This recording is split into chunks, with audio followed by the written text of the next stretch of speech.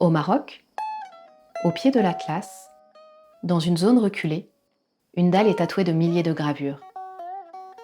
En observant la pierre sous ses moindres détails, des scientifiques ont redécouvert des gravures presque invisibles à l'œil nu, patinées par les millénaires et parfois recouvertes par des figures plus récentes. Ces gravures, passées inaperçues jusqu'alors, permettent d'esquisser une première chronologie sur le temps long. 4 phases stylistiques seraient représentées. La phase contemporaine, la phase moderne, la phase libyco-berbère, correspondant au Moyen-Âge, la phase la plus ancienne, associée aux Bovidiens, premier millénaire avant Jésus-Christ. Lors des premières phases du terrain, les chercheurs ont recueilli le récit d'un ancien qui se souvenait avoir vu, dans son enfance, des gravures sous le lit de l'actuel Oued. Le site est déjà riche.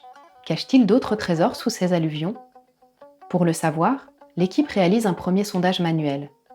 Mais la profondeur et le volume des blocs incitent les scientifiques à utiliser une pelle mécanique, habituellement réservée à des procédures de sauvetage urgent des sites.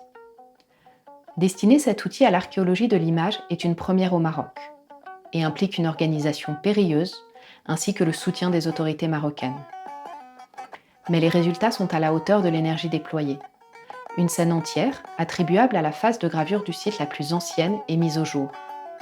Au total, 437 gravures datant de la même époque sont recensées. Les gravures sont d'une grande finesse. Elles ont été piquetées, puis polies à certains endroits. Les animaux sont facilement identifiables, comme c'est le cas dans tout le sud du Maroc. Habituellement, les gravures bovidiennes sont situées en hauteur, sur des plans verticaux et relativement isolés. Ici, elles sont localisées sur la partie basse de la dalle, sur un plan incliné et très proches les unes des autres, formant parfois des scènes complexes. Comme sur cette partie de la dalle, à l'intérieur d'un cercle composé d'une quinzaine d'arbres en forme de croissant, se trouvent de nombreux animaux.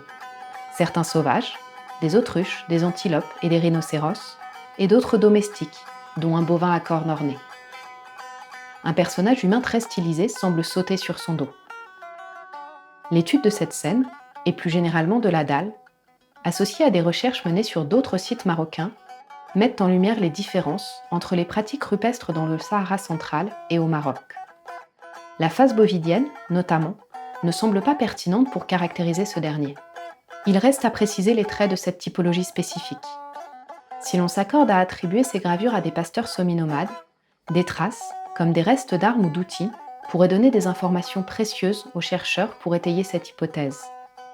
Mais à ce jour, ils n'ont trouvé aucun indice matériel qui permette de dresser un portrait, même succinct, des sociétés productrices de ces images.